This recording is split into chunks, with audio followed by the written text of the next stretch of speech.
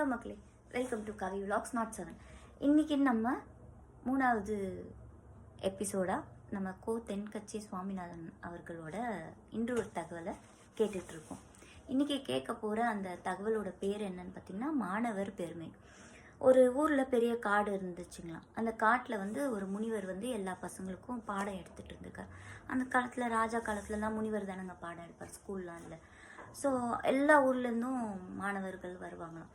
அவர் பாடம் எடுத்துகிட்டு ஒரு கட்டத்தில் அவர் வீட்டுக்கு அனுப்பிடுவாராம். அப்போது ஒரு பையன் ஜாயின் ஆகிருக்கான். அவன் யாருன்னு பார்த்திங்கன்னா, ஒரு ராஜாவுடைய பையன், ராஜகுமாரன், இளவரசன், எப்படி வேணாலும் வச்சுக்கலாம். அவனை ஜாயின் பண்ணி விட்டுட்டு போயிருக்காங்க. கொஞ்சம் காலம் ஆச்சான்.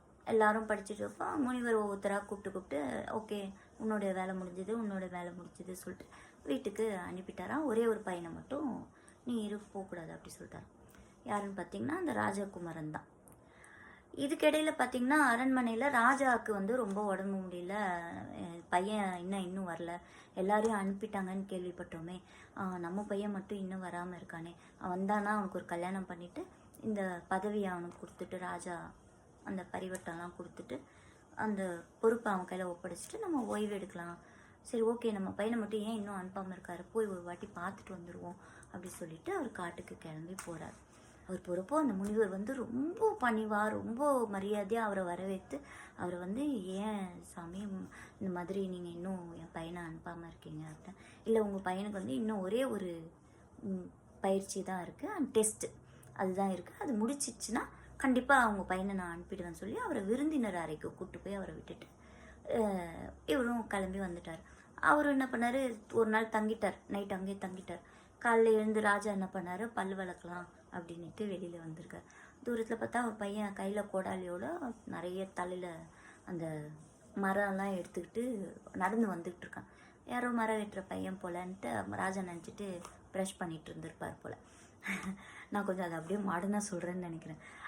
அந்த பையனை கிட்ட வர பார்த்தோன்னா அவருக்கு ரொம்ப கஷ்டமாக போயிட்டு, ஐயோ என் பிள்ளை இந்த மாதிரி கஷ்டமான வேலைலாம் வாங்குறாரே அப்படின்னு நினச்சிட்டு அவர் நினச்சிட்டு வேதனை பட்டுட்டு இருக்கப்பயே அந்த பையன் என்ன பண்ணான், அவரை தாண்டி போய் பின்பக்கமாக மரக்கட்டையெல்லாம் இறக்கி அடுக்கி வச்சுட்டு கோடாலி வச்சுட்டு குரு கிட்ட போயிட்டு கொண்டு வந்துட்டேன்னு சொன்னோன்னா அவர் உடனே ஓகே ரொம்ப நல்லதுப்பா, ஓகே இந்த தொடப்பம் எடுத்துகிட்டு போயிட்டு விருந்தினர் வாசலை பெருக்கி சுத்தம் பண்ணிடுப்பா அப்படி சொன்னா, அப்படியே குருவேன்னு சொல்லிட்டு அந்த பையனும் போயிட்டு பெருக்க ஆரம்பிச்சோன்னா அப்பாவுக்கு மனசு தாங்கலை.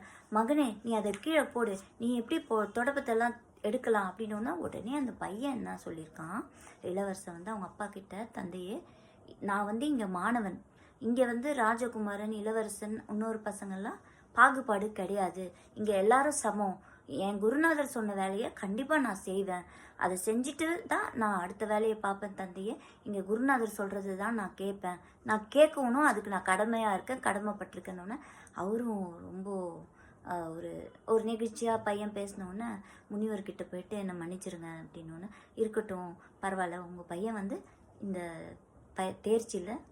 தேர்வில் தேர்ச்சி பெற்று தான் இப்போ நீங்கள் வீட்டுக்கு அரண்மனைக்கு கூட்டிகிட்டு போகலாம். ஏன்னா ஒரு பையனுக்கு எல்லாம் கற்றுக்கிறத விடையும் பணிவு கற்றுக்கிறது தான் ரொம்ப முக்கியமான ஒரு விஷயம். எந்த இடத்துலையும் நான்ற ஒரு ஆணவம் இல்லாமல், தலக்கணம் இல்லாமல், தனக்கு மேலே இருக்கவங்க சொல்கிற வேலையோ இல்லை சொல்கிறதையோ காது கொடுத்து கேட்குற ஒரு பணிவு தான் ஒரு மாணவனுக்கு ஒரு நல் வாழ்க்கையை கொடுக்கும். அவன் ஒரு நல்ல தலைவனாவான், ஒரு நல்ல அரசனாவான், அரசே அப்படின்னு சொல்லி முனிவர் சொன்னோன்னே சரி ஓகே நான் கூட்டிகிட்டு போகிறேன், ரொம்ப நன்றி முனிவரை சொல்லி அவருக்கு வெகுமதிலாம் நிறையா கொடுத்துட்டு கிளம்பி அவங்க அரசவைக்கு போயிட்டாங்க. ஓகேவா? இதை ஒரு மாணவர்களுக்கெல்லாம் சொன்னால் இது பணிவை கற்றுக்கிறதுக்கான ஏன்னா ஒரு விஷயமா இருக்கும், எல்லா மாணவருக்கும் ஸ்கூல்லலாம் சொல்லுங்க அப்படின்ட்டு யாரோ சொல்லியிருப்பாங்க போல். அதனால் இந்த கதையை ஒரு தகவலாகவே சொல்லலாம் அப்படின்னு இவர் எடுத்து சொல்லியிருக்கிறாரு. இதில் என்ன பார்த்தீங்கன்னா ரேடியோவில் சொல்லியிருக்காரு. சரி சொல்லுவோம், அதுக்கு முன்னாடி நம்ம ஒரு பையனை கூப்பிட்டு இந்த கதையை சொல்லலாம், அவனுடைய ரியாக்ஷன் எப்படி இருக்குன்னு பார்க்கலாம் அப்படின்ட்டு ஒரு பையனை கூப்பிட்டு இந்த கதையை சொன்னால், இந்த மாதிரி உன்கிட்ட உன்னோட குரு சொன்னார்னா நீ என்ன செய்வ, நீ என்னப்பா செய்வ அப்படின்னு கேட்டப்போ அந்த பையன் கண்டிப்பாக நானும் அதுதான் செய்வேன், நானும் அவர் சொல்கிற எல்லா வேலையும் தலை வணங்கி செய்வேன், கண்டிப்பாக செய்வேன்னா ஓ அப்படியாப்பா ரொம்ப நல்ல பையன், ஓகே இப்படி தான் இருக்கணும்னு நினச்சா இல்லைன்னா உடனே அதை பையன் ரிப்ளை கொடுத்துருக்கான், இல்லைன்னா அவர் என்னை இன்னும் ஒரு வருஷம் இருக்க வச்சிருவாருல்ல, அப்படி செஞ்சால் தானே வீட்டுக்கு அனுப்புவார் அப்படின்னு சொல்லிட்டாங்க.